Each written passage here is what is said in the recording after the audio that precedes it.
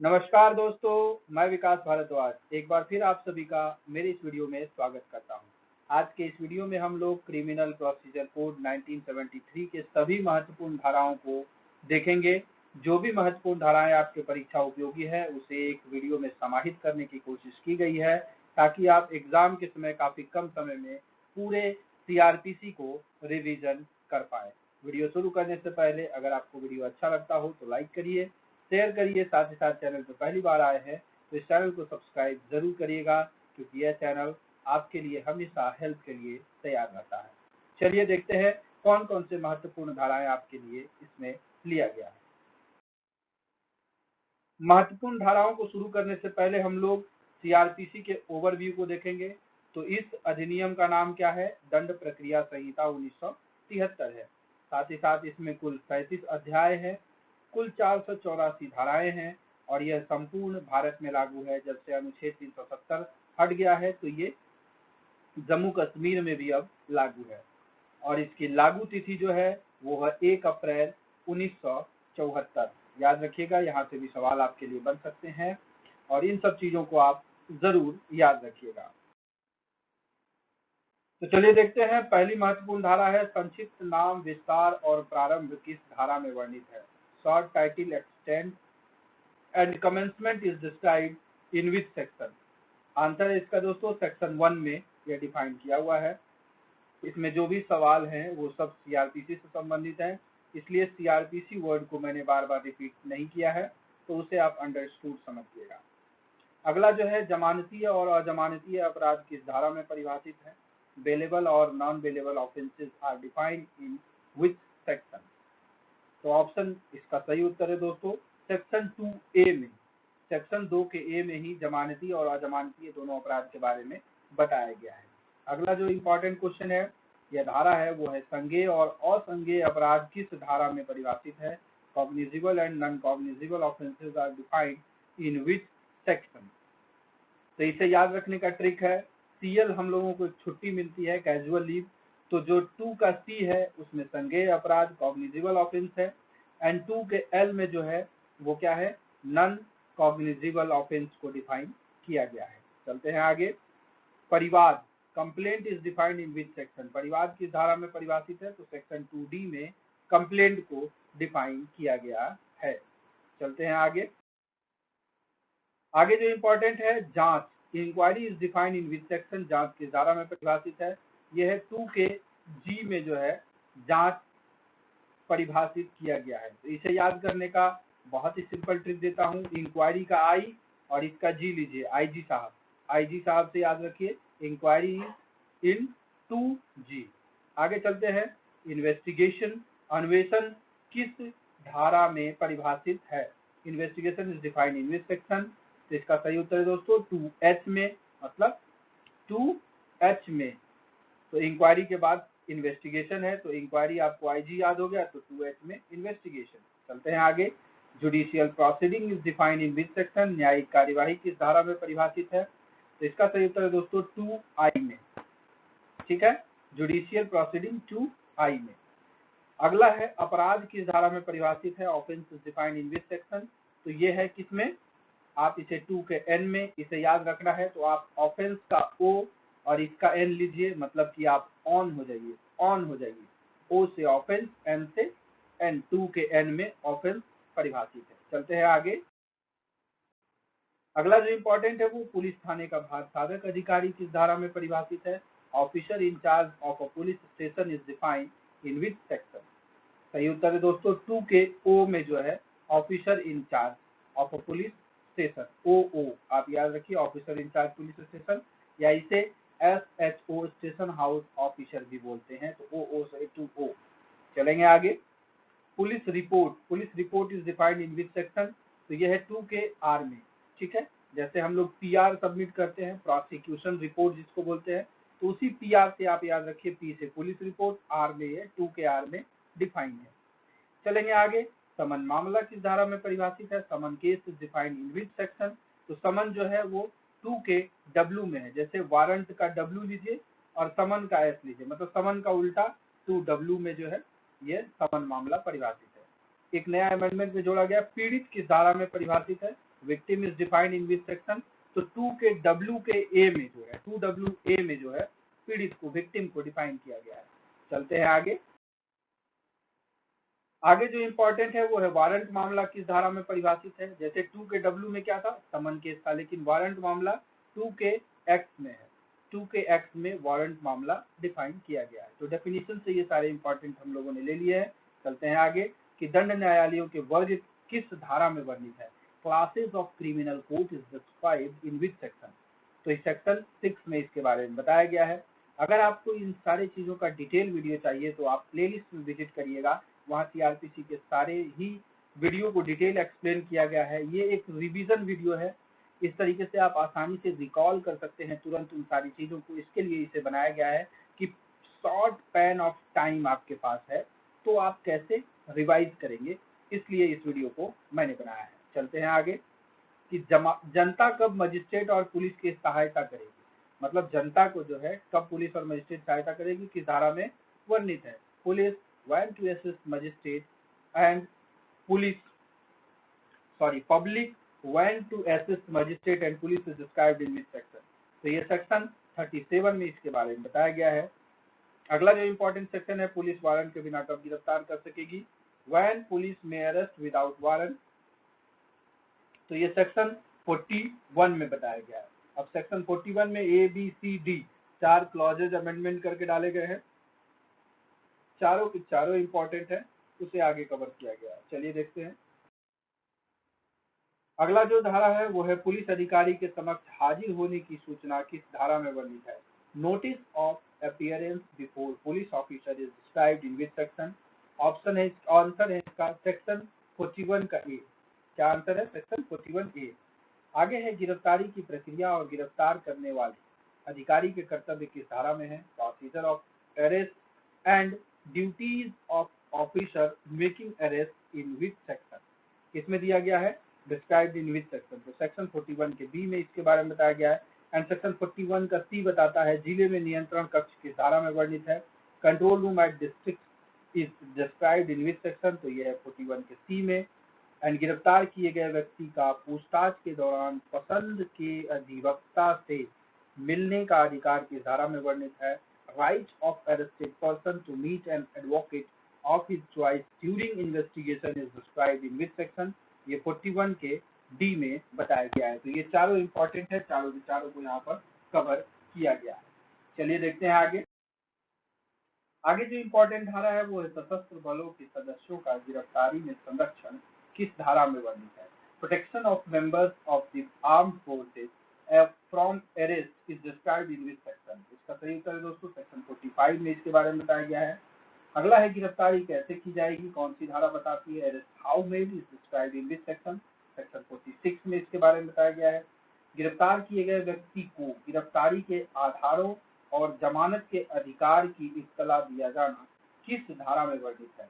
Person arrested to be informed of grounds of arrest and of right to bail is described in which section, जब भी हम किसी को गिरफ्तार करते हैं तो उसको बताते हैं कि आपको किस किस अपराध के लिए किया गया है और उस अपराध को क्या जमानती है और जमानती, इन सब चीजों के बारे में बताता है, वो है सेक्शन 50, सेक्शन 50 में इसके बारे में बताया गया है। आगे जो इम्पोर्टेंट सेक्शन है वो है गिरफ्तार करने वाले व्यक्ति की गिरफ्तारी आदि के बारे में नामित व्यक्ति को जानकारी देने की बाध्यता किस धारा में वर्णित है। जैसे हम किसी को अरेस्ट करते हैं तो उसके परिवार वाले, मित्र को, सहयोगी को, जो भी हो उसे इन्फॉर्म करना आवश्यक है। ये किस धारा के तहत है। Obligation of person making arrest to inform about the arrest etc to a nominated person is described in which section, तो ये किसमें है, सेक्शन 50 के ए में इसके बारे में बताया गया है। चलते हैं आगे। अगला इंपॉर्टेंट जो है वो है गिरफ्तार किए गए व्यक्ति की तलाशी किस धारा में वर्णित है। Search of arrested person is described in which section, यहाँ सिर्फ इंपॉर्टेंट चीजें कवर की गई हैं, पिन टू पिन कवर किया गया है। अब इसमें क्लॉजेस से भी सवाल बनते हैं तो वो आप डिस्क्रिप्शन जो पूरी तरीके से मैंने पढ़ाया है वहाँ देख लीजिएगा। यहाँ पिन टू पिन रिवीजन है, ये सेक्शन 51 में बताया गया है गिरफ्तार व्यक्ति की तलाशी के बारे में। वहीं पर तलाशी में जो है महिलाओं के लिए क्या है, 51 के क्लॉज 2 में दिया हुआ है, वो सारी चीजें डिटेल वाले वीडियो में कवर किया गया है। गिरफ्तार किए गए व्यक्ति की शिनाख्त किस धारा में वर्णित है। आइडेंटिफिकेशन, जिसको IT परेड बोलते हैं, identification of person arrested is described in which section, तो ये 54 के ए में इसको बताया गया है गिरफ्तार किए गए व्यक्ति की शिनाख्त के बारे में। अगला है गिरफ्तार किए गए व्यक्ति को 24 घंटे से अधिक निरुद्ध न किया जाना किस धारा में वर्णित है? Person arrested not to be detain more than 24 hours is described in this section. ये किसमें है? सेक्शन 57 में इसके बारे में बताया गया है।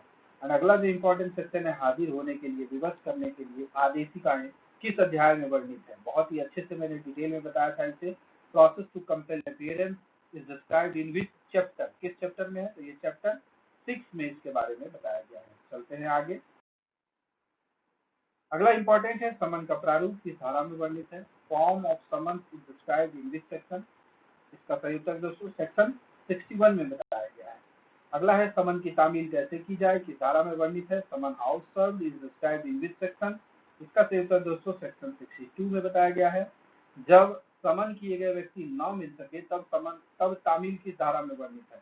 मान लीजिए घर पे गए, समन देने, समन नहीं मिला, तो उसमें प्रोसीजर बताया गया है कि दीवार पे चिपकाइए, खिड़की पे चिपकाइए, तो वो किस धारा में है? Service when person someone can not be found is described in this section. इसे बताया गया है सेक्शन 64 में। और अगला इंपॉर्टेंट है साक्षी पर डाक द्वारा समन की तामील किस धारा में वर्णित है? तो पोस्टल द्वारा कैसे उसको समन माना जाएगा उसके बारे में बताया गया है। तो वो किस धारा में है? Service of summons on witnesses by post is described in which section? तो ये है सेक्शन 69 में इसके बारे में बताया गया। चलते हैं आगे। अगला इंपॉर्टेंट है गिरफ्तारी के वारंट का प्रारूप और अवधि किस धारा में वर्णित है? Form of warrant of arrest and duration is described in which section? तो ये है सेक्शन 70 में इसके बारे में बताया गया है। आते हैं वारंट किसको निर्दिष्ट होंगे किस धारा में वर्णित है? Warrant to whom directed is described in which section? ये है सेक्शन 72 में इसके बारे में बताया गया है। एंड वारंट के सार की सूचना किस धारा में वर्णित है? Notification of substances of warrant is described in which section? Section 75 में इसके बारे में बताया गया है। एंड वारंट कहाँ निष्पादित किया जा सकता है किस धारा में वर्णित है? Where warrant may be executed is described in which section? इसका सही उत्तर 277 में बताया गया है। चलते हैं आगे। अगला इंपॉर्टेंट है जिस व्यक्ति के विरुद्ध वारंट जारी किया गया है उसे गिरफ्तार होने पर प्रक्रिया किस धारा में वर्णित है? Procedure of arrest of person against whom warrant issued is described in which section? इसका सही उत्तर है दोस्तों सेक्शन 80 में इसके बारे में बताया गया है। अगला है फरार व्यक्ति के लिए उद्घोषणा किस धारा में वर्णित है? Proclamation for person absconding is described in which section? इसका सही उत्तर है दोस्तों सेक्शन 82 में इसके बारे में बताया गया है। चलते हैं आगे। अगला है फरार व्यक्तियों की संपत्ति की कुर्की किस धारा में वर्णित है? Attachment of property of person absconding is described in which section? तो इसके बारे में सेक्शन 83 में बताया गया है। अगला इंपॉर्टेंट जो सेक्शन है वो है दस्तावेज या अन्य चीज पेश करने के लिए समन किस धारा में वर्णित है? समन टू प्रोड्यूस डॉक्यूमेंट और other thing is described in which section? सही उत्तर दोस्तों सेक्शन 91 में इसके बारे में बताया गया है। चलते हैं आगे। अगला इंपॉर्टेंट जो धारा है वो है तलाशी वारंट कब जारी किया जा सकता है किस धारा में वर्णित है? तो when such warrant may be issued is described in which section? Section 93 इसका सही उत्तर है। अगला सवाल है उस स्थान की तलाशी जिसमें चुराई हुई संपत्ति कूट रचित दस्तावेज आदि होने का संदेह है किस धारा में वर्णित है? Search of place suspected to contain stolen property forged document ETC is described. इसमें है तो सेक्शन 94 में यह बताया गया है। आगे है परिशांति कायम रखने के लिए और सदाचार के लिए प्रतिभूति किस अध्याय में वर्णित है? Security for keeping the peace and for good behaviour is described in which chapter? तो ये चैप्टर 8 में इसके बारे में बताया गया है। चलिए आगे देखते हैं। आगे है अभ्यासित अपराधियों से सदाचार के लिए प्रतिभूति किस धारा में वर्णित है? तो security for good behaviour from habitual offender is described in which section? तो ये है सेक्शन 110 में इसके बारे में बताया गया है। चलते हैं आगे। अगला है लोक व्यवस्था और प्रशांति बनाए रखना किस अध्याय में वर्णित है? Maintenance of public order and tranquility is described in which chapter? सही उत्तर है दोस्तों 10 में इसके बारे में बताया गया। चलते हैं आगे। सिविल बल के प्रयोग द्वारा जमाव को तितर बितर करना किस धारा में वर्णित है? Dispersal of assembly by use of civil force is described in which section? तो ये है सेक्शन 1 to 9 में बताया गया है। फिर है जमाव को तितर बितर करने के लिए सशस्त्र बल का प्रयोग किसमें बताया गया है, use of arm forces to disperse assembly is described in which section, ये बताया गया है सेक्शन 130 में। एंड जमाव को तितर बितर करने की सशस्त्र बल के कुछ अधिकारियों की शक्ति की धारा में वर्णित है, power of certain arm force officers to disperse assembly is described in which section, ये सेक्शन 131 में बताया गया है। चलते हैं आगे। अगला है पूर्ववर्ती धाराओं के अधीन, मतलब 29, 30, 31 जो है उसके लिए पूर्ववर्ती धाराओं के अधीन किए गए कार्यों के अभियोजन से संरक्षण की धारा में वर्णित है, protection against prosecution of tax preceding section is described in which section, इसका सही उत्तर दोस्तों सेक्शन 132 में इसके बारे में बताया गया। अगला इंपॉर्टेंट है न्यूसेंस या आतंकित खतरे के अर्जेंट मामले में आदेश जारी करने की शक्ति की धारा में है, power to issue order in urgent cases of nuisance और apprehended danger in described in which section, तो ये सेक्शन 144 में है। अक्सर आप लोग सुनते होंगे न्यूज में भी धारा 144 लगा दिया गया है, धारा 144 लगा दिया गया है, तो वो कौन सी धारा है, वो सीआरपीसी की ही धारा लगती है। ठीक है, चलते हैं आगे। पुलिस को इत्तला और इसकी अन्वेषण करने की शक्तियां के अध्याय में वर्णित है, information to the police and their powers to investigate is described in which chapter, किस चैप्टर में है, तो ये चैप्टर 12 में इसके बारे में बताया गया है, जिसमें 154 से शुरू होता है। संज्ञेय मामलों में इत्तला की धारा में वर्णित है, information in cognitive cases is described under this section, तो ये सेक्शन 154 में बताया गया है। चलते हैं आगे। और संज्ञेय मामलों के बारे में इत्तला और ऐसे मामलों का अन्वेषण की धारा में वर्णित है, information as to non cognizable cases and investigation of such cases is described in this section, तो इसका सही उत्तर दोस्तों सेक्शन 155 में है। अगला इंपॉर्टेंट है संज्ञेय मामलों का अन्वेषण करने की पुलिस अधिकारी की शक्ति की धारा में वर्णित है, police officers power to investigate cognizable cases is described in this section, ये है सेक्शन 156 में बताया गया है। आगे है अन्वेषण के लिए प्रक्रिया की धारा में वर्णित है, procedure for investigation is described in this section, ये सेक्शन 157 में बताया गया है। अन्वेषण या प्रारंभिक जांच करने की शक्ति की धारा में वर्णित है, यहाँ पर है क्या, प्रीलिमिनरी जांच करने की घटना हुई है या नहीं हुई है उसके बारे में, पावर टू होल्ड इन्वेस्टिगेशन और preliminary inquiry is described in which section, तो ये किसमें है, सेक्शन 159 में बताया गया है। चलते हैं आगे।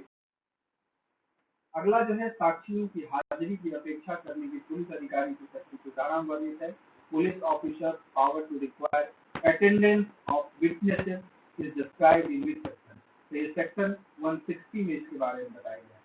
आगे है पुलिस द्वारा साक्षियों की परीक्षा की धारा में वर्णित है, examination of witnesses by police is described in which section, किसमें बताया गया है, तो ये सेक्शन 161 में इसके बारे में बताया गया है। आगे चलते हैं। पुलिस से किए गए कथनों का हस्ताक्षर न किया जाना, कथनों का साक्ष्य उपयोग की धारा में वर्णित है, statement of to police not to be signed, use of statement in evidences is described, तो किसमें बताया गया है, सेक्शन 162 में बताया गया है कि जो भी एविडेंसेस आपसे लिया जाता है, स्टेटमेंट दिया जाता है, उस पर या तो आप हस्ताक्षर कर सकता है अभी, या उसके ऊपर जोर नहीं दिया जाएगा। आगे चलते हैं। संस्कृतियों और कथनों को अभिलिखित करना की धारा में वर्णित है, recording of confession and statement is described in which section, तो यह है सेक्शन 163 में बताया गया है इसके बारे में। चलते हैं आगे। अगला है संस्कृतियों और कथनों को अभिलिखित करना की धारा में वर्णित है, recording of confession and statement is described in which section, यह है सेक्शन 164 में बताया गया है। चलते हैं आगे। पुलिस अधिकारी द्वारा तलाशी की धारा में वर्णित है, search by police officer is described in which section, तो ये सेक्शन 165 में बताया गया है। जब 24 घंटे के अंदर अन्वेषण पूरा न किया जा सके तब प्रक्रिया की धारा में वर्णित है, जिसे कि शॉर्ट में डिमांड भी कहा जाता है।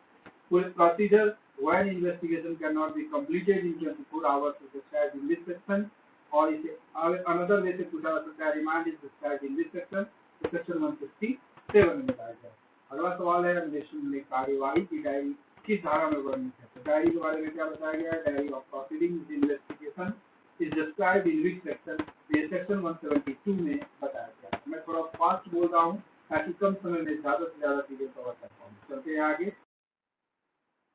अन्वेषण के समाप्त हो जाने पर पुलिस अधिकारी की रिपोर्ट की धारा में वर्णित है, report of police officer on completion of investigation is described in this section, तो ये किसमें है, सेक्शन 173 में बताया गया है। बहुत इंपॉर्टेंट है, आत्महत्या आदि पर पुलिस का जांच करना और रिपोर्ट देना की धारा में police to inquire and report on suicide etc is described in which section? तो ये सेक्शन 174 में बताया गया है। इसको यूडी केस भी बोलते हैं, अननेचुरल डेथ में भी इसको लिया जाता है 174 में। चलते आगे, मजिस्ट्रेटों द्वारा अपराधों का संज्ञान के धारा वर्णित है। Cognizance of offences by magistrate is described in which section? ये सेक्शन 190 में है। 190 में और भी क्लॉजेज है, इसका डिटेल वीडियो जरूर देख लीजिएगा। वैसे सिंपली क्वेश्चन यहाँ से ऐसे रिवाइज आप कर सकते हैं। आगे है मानहानि के अभियोजन के धारा वर्णित है, जो कि हम लोग 499 में पढ़ते हैं आईपीसी में। उसका prosecution for defamation is described in this section. तो यहाँ पर ये 99 है, लेकिन ये 199 सेक्शन 199 में जो है मानहानि का अभियोजन है। चलते हैं आगे। अगला जो इम्पोर्टेंट है, आरोपों के अंतर वस्तु की धारा वर्णित है, मतलब क्या कंटेंट होगा।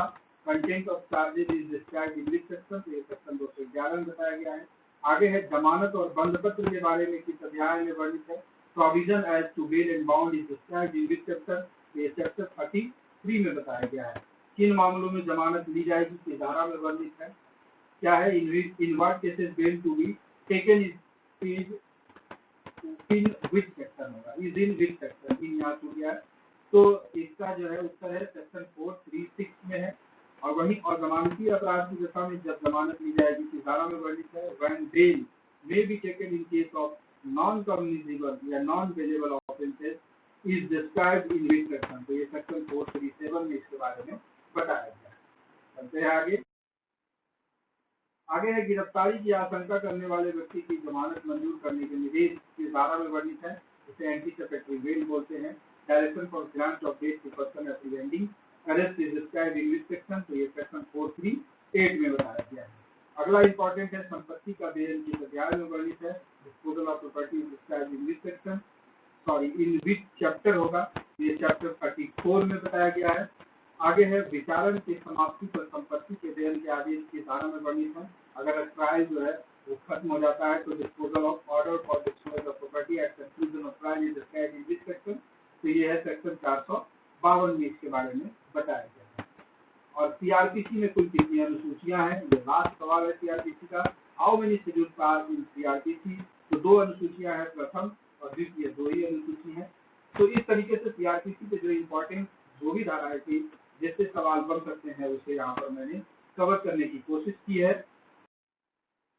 अगर आपको ये वीडियो अच्छा लगा हो तो इसे लाइक करिएगा, साथ ही साथ शेयर करिएगा दोस्तों के बीच, और अगर चैनल पर पहली बार आए हैं तो सब्सक्राइब करना नहीं भूलिएगा। अंत में thanks for watching this video.